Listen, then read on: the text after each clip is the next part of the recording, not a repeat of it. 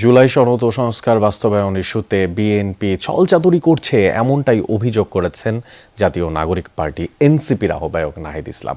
রাজধানীর একটি হোটেলে সংস্কারের অচলাবস্থা আর করণীয় নিয়ে এনসিপির সংলাপে এইসব কথা বলে নাহিদ ইসলাম। আর এই নিয়ে আলোচনায় জায়গা না রাখলে শান্তিপূর্ণ আন্দোলন আরও বেশি কঠিন হবে।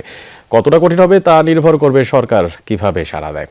তিনি আরও বলেন, প্রাতিষ্ঠানিক সংস্কার ভালো না হওয়ায় এর সুফল ভোগ করতে পারছে না দেশের মানুষ। আইন শৃঙ্খলা পরিস্থিতি এখনও নিয়ন্ত্রণে নেই, মানবাধিকার পরিস্থিতির উন্নয়ন হয়নি, এখনও রাজনৈতিক অবিশ্বাস বিদ্যমান। সরকার খুবই এখনো ক্লিয়ার পজিশন নেয় নাই, একটা ছলচাতুরি তারা করছে।